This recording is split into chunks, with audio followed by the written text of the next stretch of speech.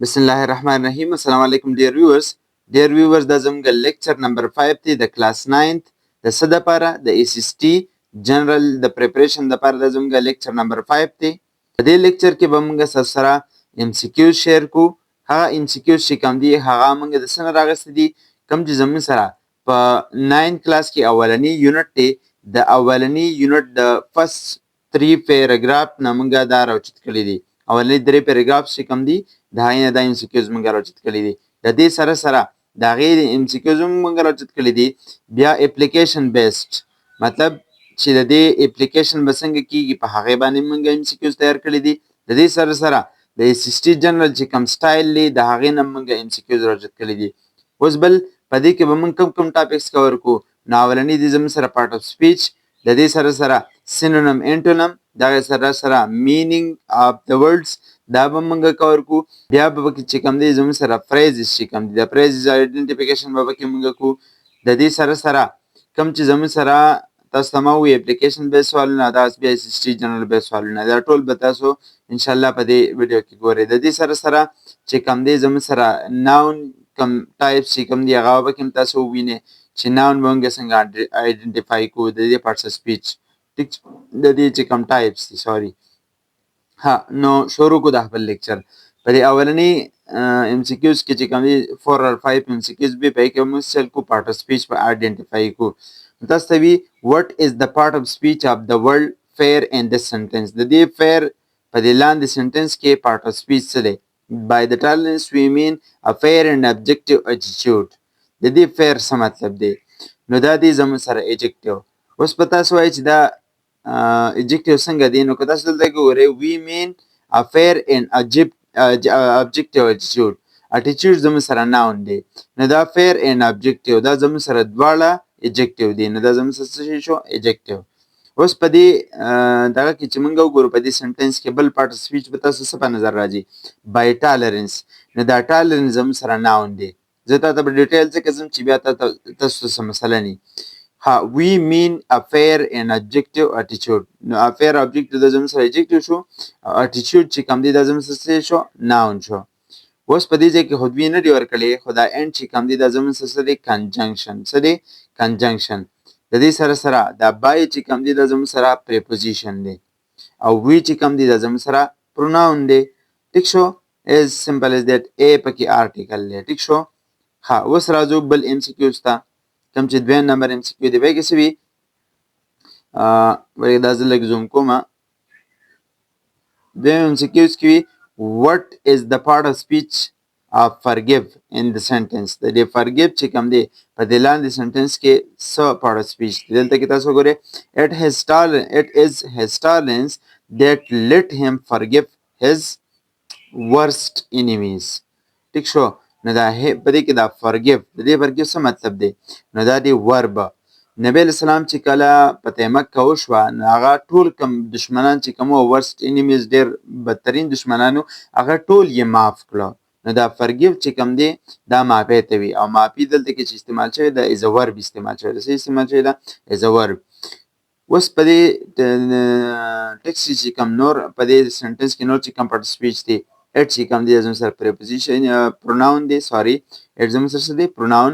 is چې کوم دی زموږ سره linking verb دی او his چې کوم دی دا زموږ سره pronoun دی. tolerance noun دی. داسې that چې کوم دی دا pronoun دی کوم ته چې موږ demonstrative pronoun وایو. let چې کوم دی دا verb دی.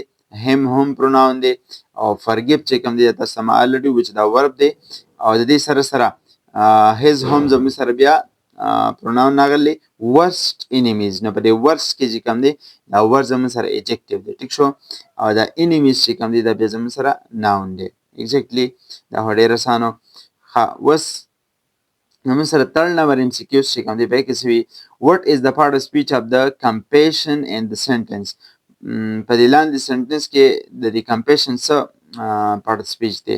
with patience and compassion. په دې patience او compassion سره د پیشن او د compassion سره نو دا compassion دلته کې ورکړی دی نو دا زموږ سره یو noun دی. ټیک شو؟ noun دی زموږ سره او patience هم noun دی. دا end چې پکې دی دا زموږ سره conjunction دی او دا with چې کوم دی دا زموږ سره دغه دی دا هم کنجنکشن دی خو دلته کې سنټنس نشته نو موږ ته یې پته نه لګي. ټیک شو. سره نیکسټ چې کوم سلایډز دی په هغې کې څه وي 4 نمبر MCQ کې څه وي what is the part of speech of the ostracized د ostracized parts of speech څه دی نو دا دی زموږ سره ورب ځکه چې د دې اخره کې فارم ED راغلی ostracized دا ED چې چا سره راشي نو دا زموږ سره مونږه ناون ورب کنسیډر کو. ټیک شو.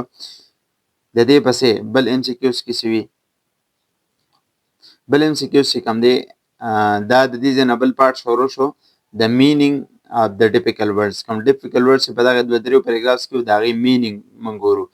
what does the word ostracize mostly near mean دا ostracize چې کوم دی په دې لاندې الفاظو کې کم ته په نږدې معنی کې دي نو ostracized ویل کېږي isolated or excluded یو سړی د ملکې بدر کول یعنی د وطن نه وباسل دې ته excluded هم ویلی شي او isolated هم ویلی شي نو ostracized دغې کس ته وي. ټیک شو. ها د دې پسې چې بل کوم MCQs دی په هغې کې څه وي what does epitome mean is used in the passage په دې پیسج کې اپیټم استعمال شوی د دې معنی سره نه دا دی اگزامپل دا الریډي په ایکسرسایز کې دی او ایکسرسایز موږ تاسو سره په ډیټیل شیر کړی دی نو هغه ویډیو د سره ګورئ ان شاء الله تاسو به دا نور هم کلیر شي. د دې سره سره و زموږ بل چې کوم MCQ دی په هغې کې څه وي 7 نمبر MCQ کې څه وي what is the meaning of compassion د compassion meaning څه دی نو دا دی زموږ سره kindness اوس څرنګه چې تاسو هغه MCQ لیدو چې کوم زموږ سره ناون و د دې معنی سره kindness. اوس د دې پسې 8 نمبر MCQ چې کوم دی هغه د انټونیم او د سینونیم باندې بیس دی د دې ځای نه چې کوم پارټ شروع کېږي what is the antonym of compassion د compassion انټونیم څه دی اوس تاسو وایئ چې kindness زموږ سره د دې meaning دی نو kindness یې زموږ سره سینونیم شو او انټونیم به څه شي cruelty کوم ته چې موږ ظلم وایو. ټیک شو. ها next دی زموږ سره 9 نمبر what is the synonym of objective the objective synonym is used in the passage objective attitude the objective attitude چې استعمال شوی دی objective synonym سره. ټیک شو. نو د objective synonym چې کوم دی هغه دی unbiased او دغه به چې شي انټونیم به څه شي هغه به biased شي د دې الټه. ټیک شو. ها next دی زموږ سره بل MCQs هغه چې کوم دی what is the antonym of the objective the objective attitude objective antonym سره هغه تاسو لیکلی bias as simple as that ما تاسو مخکې لیکلی noun types the noun types په دې کې به اوس معلومو what the type of the noun is tolerance د tolerance type سره په دې noun کې نو دا د abstract noun collective noun زموږ سره نشي کېدی material هم نشي کېدی او countable هم نشي کېدی نو دا زموږ سره دی abstract noun. ټیک شو. ها بل دی زموږ سره identify the countable noun in this sentence په دې لاندې sentence کې countable noun موږ ته identify کړئ نو there was a scarcity of food and water نو په دې کې کوم یو زموږ سره countable دی food زموږ سره countable دی exactly. ها د دې پسې چې بل کوم MCQs دی هغه دی زموږ سره the which of the following is a collective noun په دې لاندې کې زموږ سره collective noun کوم یو دی نو هغه دی زموږ سره family kindness زموږ سره collective noun نه دی belief هم نه دی او attitude هم نه دی. ټیک شو. نو collective noun زموږ سره family دی. اوس که تاسو د collective noun په definition نه پوهیږئ نو دا موږ په هغه ویډیو کې ډسکس کړلي کوم چې زموږ سره د دې نه مخکې موږ کوم ویډیوز کړلي په هغې کې ما په یو ویډیو کې ډسکس کړلي 14 نمبر کې څه وي which of these is a material noun په لاندې کې material noun کوم یو دی نو water زموږ سره material noun دی. ټیک شو.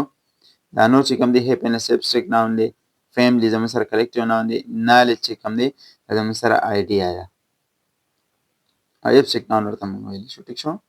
ها phrase identification لاندې چې کوم نور MCQ شروع شو په دې کې د 15 نه په دې کې زموږ سره phrase موږ identify کړو په دې کې کوم phrase زموږ سره استعمال شوی دی what type of phrase with passion and prayer in this sentence په دې with passion and prayer دا sentence چې کوم دی په دې with passion and prayer دا چې کوم phrase دی په دې sentence کې د دې څه مطلب دی دا کوم phrase دی seek help through patience and prayer نو دا دی زموږ سره prepositional phrase seek help through patience and prayer نو دا through سره چې استعمال شو نو through زموږ سره یو preposition دی. نو د دې سره چې کوم noun په دې پسې راغلی هغه زموږ سره prepositional phrase جوړېږي. د دې نه مخکې موږ 4 نمبر لیکچر اپلوډ کړی، په هغې کې موږ د دې ټول ډیټیل کړی دي د فریز. که تاسو هغه ویډیو نه کتلې نو زه به په لینک په ډسکرپشن کې درکړم، هغه سره ضرور وګورئ، کوم چې د ایگزام پوینټ اف ویو سره ډېر زیات اهم دی. ټیک شو، د دې نه MCQs خامخا راوچتېږي. بل چې کوم دی زموږ سره 16 نمبر what is the type of phrase to forbear the attitude. نو دا to forbear attitude دا کوم phrase دی؟ دا زموږ سره infinitive phrase دی. ولې چې په دې کې to راغلی، د هغې نه وروسته زموږ سره base form راغلی دی او بیا زموږ سره noun راغلی دی. نو دا ما په هغې ویډیو کې ډسکس کړي چې infinitive phrase څه ته وي. 17 نمبر چې کوم دی identify the noun phrase in the sentence. په دې لاندې sentence کې زموږ سره noun phrase معلوم کړي. affair and objective attitude. نو affair and objective attitude زموږ سره total noun phrase دی. ټیک شو. ورپسې چې کوم دی what kind of phrase is leading a very tough life. دې څه مطلب دی؟ دا کوم phrase دی؟ دا زموږ سره verb phrase دی، ځکه چې په دې کې زموږ سره verb راغلی دی. کله چې زموږ سره په یو sentence کې په یو phrase کې verb راشي نو هغې ته موږ verb phrase وایو او دا function هم د verb ورکوي. ټیک شو. next دی زموږ سره 19 number what type of phrase is a mercy unto the whole mankind. دا phrase د دې څه مطلب دا noun phrase دی. څه دی؟ noun phrase. زموږ سره په دې کې دا noun phrase ولې دی؟ ځکه چې دا موږ ته noun identify کوي. کوم یو؟ mercy. mercy چې کوم دا رحمدلي د چا لپاره؟ ټولو خلکو لپاره زموږ سره as a noun استعمالیږي. ټیک شو.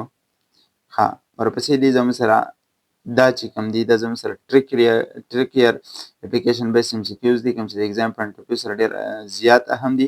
نو په دې کې څه وي؟ and seek help through patience and prayer. the word help is a dash. نو دا help پکې دلته کې زموږ سره seek help دا زموږ سره یو noun دی. ټیک شو. ورپسې بل چې کوم MCQs دي په هغې کې څه وي؟ the word scarcity is an example of. د scarcity د څه example دی؟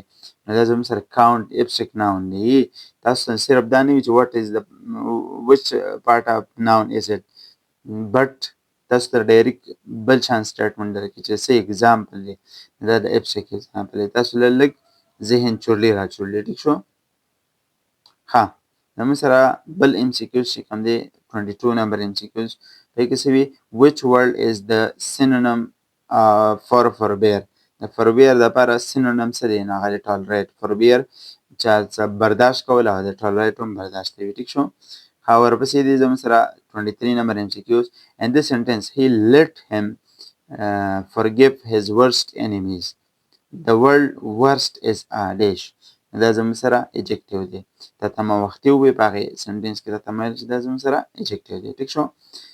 24 نمبر دی identify the abstract noun from the following. د دې لاندې نه زموږ سره abstract noun identify کړي. نو justice زموږ سره abstract noun دی، water زموږ سره material noun دی، gold هم material noun دی او crowd چې کوم دی دا زموږ سره کوم چې common noun دی هغې ته وایو او collective noun هم دی. ټیک شو. د دې نه علاوه بل MCQs چې کوم دی 25 نمبر MCQs چې کوم دی په هغې کې څه وي؟ in affair and objective attitude word objective acts as a. د objective کوم action ورکوي؟ دا زموږ سره is adjective خپل function ورکوي. 7 نمبر دی fill in the blanks. not only his dash his friends dash proud. not only his parents but also his friends were proud of him. نو دا ټول زموږ سره د MCQs پیل شو. ټیک شو. په دې سره what is the opposite of trepidation. د trepidation opposite څه دی؟ دا لږ زوم کوم، دا ډېر اهم MCQs دی. د دې opposite چې کوم دی زموږ سره calm دی. کوم چې د opposite ویل کېږي antonym ته او near to meaning ویل کېږي synonym ته، چې دا تاسو ته پته وي. د دې پسې چې کوم دی 28 نمبر MCQs کې څه وي؟ the word strive means. د دې strive مطلب څه دی؟ نو دا دی زموږ سره try hard.